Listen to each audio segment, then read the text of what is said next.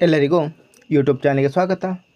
ಈ ಒಂದು ವಿಡಿಯೋದಲ್ಲಿ ನಾವು 9ನೇ ತರಗತಿ ಸಮಾಜ ವಿಜ್ಞಾನ ಸಮಾಜಶಾಸ್ತ್ರ ಭಾಗ ಅಧ್ಯಾಯ 9 ಕುಟುಂಬ ಈ ಪಾಠದ ಪ್ರಶ್ನೋತ್ತರಗಳನ್ನು ನೋಡೋಣ. ಮೊದಲನೆಯ ಭಾಗ, ಖಾಲಿ ಬಿಟ್ಟಿರುವ ಸ್ಥಳಗಳನ್ನು ಸೂಕ್ತ ಪದಗಳಿಂದ ತುಂಬಿರಿ. ಮೊದಲನೆಯ ವಾಕ್ಯ, ಸಮಾಜದ ಜೀವಕೋಶ ಡ್ಯಾಶ್ ಆಗಿದೆ. ಉತ್ತರ ಕುಟುಂಬ. ಎರಡನೇ ವಾಕ್ಯ, ತಂದೆಯೇ ಕುಟುಂಬದ ಒಡೆಯನಾದರೆ ಆ ಕುಟುಂಬವನ್ನು ಡ್ಯಾಶ್ ಎನ್ನುತ್ತಾರೆ. ಉತ್ತರ ಪಿತೃಪ್ರಧಾನ ಕುಟುಂಬ. ಮೂರನೇ ವಾಕ್ಯ, ಕೇರಳದ ಮಲಬಾರ್ನ ನಾಯರ್ಗಳಲ್ಲಿ ಡ್ಯಾಶ್ ಕುಟುಂಬ ವ್ಯವಸ್ಥೆ ಕಂಡುಬರುತ್ತದೆ. ಉತ್ತರ ಮಾತೃಪ್ರಧಾನ ಕುಟುಂಬ.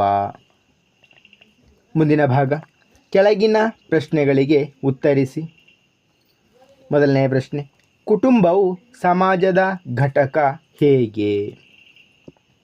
ಉತ್ತರ, ಕುಟುಂಬವು ಸಮಾಜದ ಎಲ್ಲ ವ್ಯವಸ್ಥೆಗೂ ಕೇಂದ್ರವಾಗಿದೆ. ಕುಟುಂಬವು ಪೀಳಿಗೆಯಿಂದ ಪೀಳಿಗೆಗೆ ಸಂಸ್ಕೃತಿ, ನಂಬಿಕೆಗಳು, ಮೌಲ್ಯಗಳು ಮತ್ತು ಆಚಾರ ವಿಚಾರಗಳನ್ನು ಹಸ್ತಾಂತರಿಸುತ್ತವೆ.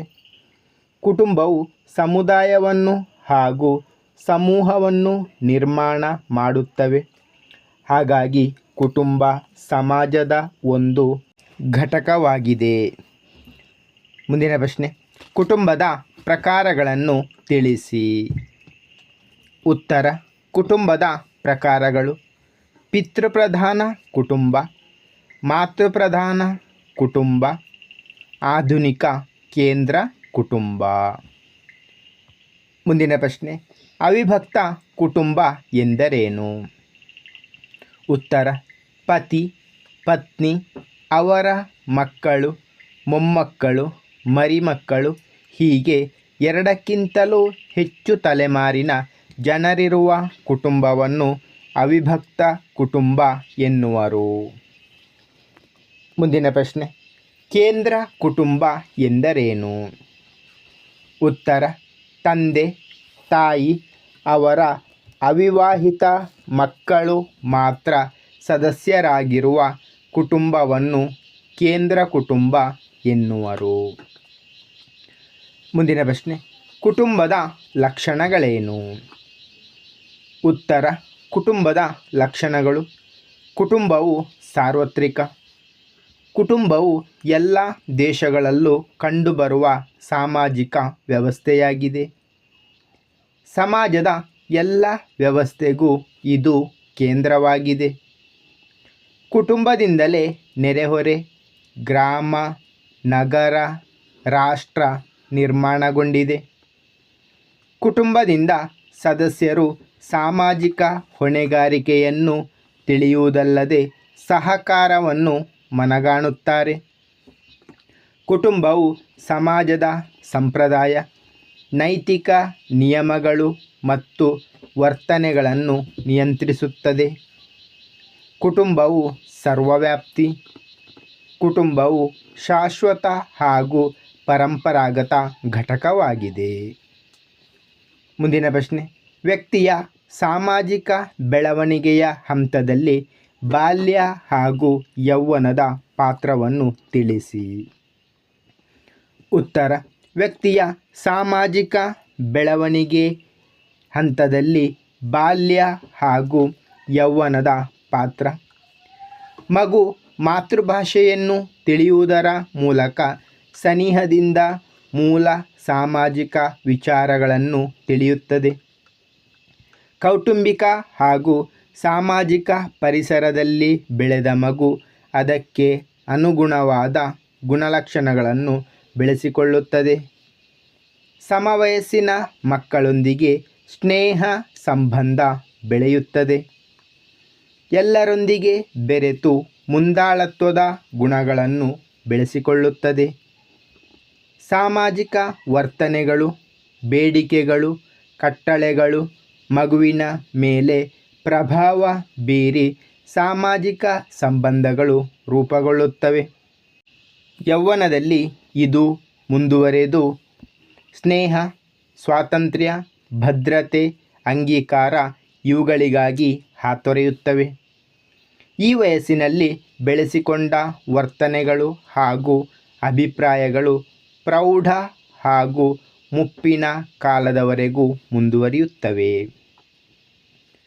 ಮುಂದಿನ ಪ್ರಶ್ನೆ, ಅವಿಭಕ್ತ ಕುಟುಂಬದ ಲಕ್ಷಣಗಳನ್ನು ವಿವರಿಸಿ.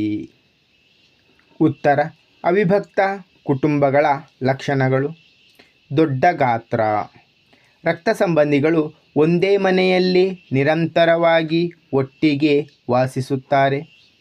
ಕುಟುಂಬದ ಗಾತ್ರವು ದೊಡ್ಡದಾಗಿರುತ್ತದೆ.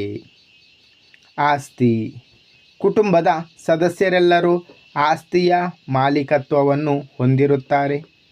ಇಂತಹ ಮಾಲೀಕತ್ವವು ಸಂಪಾದನೆ ಹಾಗೂ ಸಂಪತ್ತಿನ ಬಳಕೆಯು ಸಾಮರಸ್ಯತೆಯಿಂದ ನಡೆಯುತ್ತದೆ. ಸಹ ಸದಸ್ಯರ ಒಪ್ಪಿಗೆಯಿಂದ ಆಸ್ತಿಯ ಮಾರಾಟ ಪರಭಾರೆ ನಡೆಯುತ್ತದೆ. ವಾಸಸ್ಥಳ, ಕುಟುಂಬದ ಸದಸ್ಯರು ಸಾಮಾನ್ಯವಾಗಿ ಒಂದೇ ಛಾವಣಿಯಲ್ಲಿ ವಾಸಿಸುತ್ತಾರೆ. ಅಡುಗೆ ಮನೆ, ಅವಿಭಕ್ತ ಕುಟುಂಬದ ಸದಸ್ಯರೆಲ್ಲರೂ ಸಾಮಾನ್ಯವಾಗಿ ಒಂದೇ ಅಡುಗೆ ಮನೆಯಲ್ಲಿ ಆಹಾರ ಸಿದ್ಧಪಡಿಸಿ ಸೇವಿಸುತ್ತಾರೆ. ಧರ್ಮ, ಸಾಮಾನ್ಯವಾಗಿ ಅವಿಭಕ್ತ ಕುಟುಂಬದ ಸದಸ್ಯರೆಲ್ಲರೂ ಒಂದೇ ಧರ್ಮವನ್ನು ನಂಬುತ್ತಾರೆ. ಏಕಪ್ರಕಾರದ ದೇವರನ್ನು ಪೂಜೆ ಮಾಡುತ್ತಾರೆ. ಸ್ವಯಂಪೂರ್ಣತೆ, ಅವಿಭಕ್ತ ಕುಟುಂಬವು ಬಹುಪಾಲು ಸ್ವಯಂಪೂರ್ಣ ಘಟಕವಾಗಿದೆ. ಕೆಲಸವನ್ನು ಶ್ರಮ, ವಯಸ್ಸು, ಲಿಂಗವನ್ನು ಆಧರಿಸಿ ಹಂಚಿಕೊಳ್ಳುತ್ತಾರೆ. ಸರ್ಕಾರದ ಸಂರಚನೆ, ಅವಿಭಕ್ತ ಕುಟುಂಬದಲ್ಲಿ ಎಲ್ಲರಿಗಿಂತ ಹಿರಿಯ ಸದಸ್ಯರು ನಿರ್ಧಾರ ತೆಗೆದುಕೊಳ್ಳುವ ಅಧಿಕಾರ ಹೊಂದಿರುತ್ತಾರೆ. ಮುಂದಿನ ಪ್ರಶ್ನೆ, ವಿಭಕ್ತ ಕುಟುಂಬಗಳು ದಿನೇ ದಿನೇ ಹೆಚ್ಚಾಗಲು ಕಾರಣಗಳೇನು? ಉತ್ತರ: ವಿಭಕ್ತ ಕುಟುಂಬಗಳು ದಿನೇ ದಿನೇ ಹೆಚ್ಚಾಗಲು ಕಾರಣಗಳು: ಬೆಳೆಯುತ್ತಿರುವ ವೈಯಕ್ತಿಕತೆ, ವೈಯಕ್ತಿಕ ಸುಖ, ಸ್ವಯಂ ತೃಪ್ತಿ, ಆಸ್ತಿಯ ಹಕ್ಕು, ಬದಲಾದ ಸಾಮಾಜಿಕ ಮೌಲ್ಯಗಳು, ಭೌಗೋಳಿಕ ಹಾಗೂ ಸಾಮಾಜಿಕ ಸಂರಚನೆ, ವಿಜ್ಞಾನ ಮತ್ತು ತಂತ್ರಜ್ಞಾನದ ಬೆಳವಣಿಗೆ, ಕೈಗಾರಿಕೀಕರಣ ಹಾಗೂ ನಗರೀಕರಣ, ಪ್ರಜಾಸತ್ತಾತ್ಮಕ ಹಾಗೂ ಸಮಾನತೆಯ ತತ್ವಗಳು, ಧಾರ್ಮಿಕ ಪ್ರಭಾವದ ಕುಗ್ಗುವಿಕೆ, ಸ್ತ್ರೀ ಸ್ವಾತಂತ್ರ್ಯ. ಧನ್ಯವಾದಗಳು. ಇಷ್ಟವಾದರೆ ಲೈಕ್ ಮಾಡಿ, ಶೇರ್ ಮಾಡಿ. ಹೆಚ್ಚಿನ ವಿಡಿಯೋಗಳಿಗಾಗಿ ಚಾನಲನ್ನು ಉಚಿತವಾಗಿ ಸಬ್ಸ್ಕ್ರೈಬ್ ಮಾಡಿ.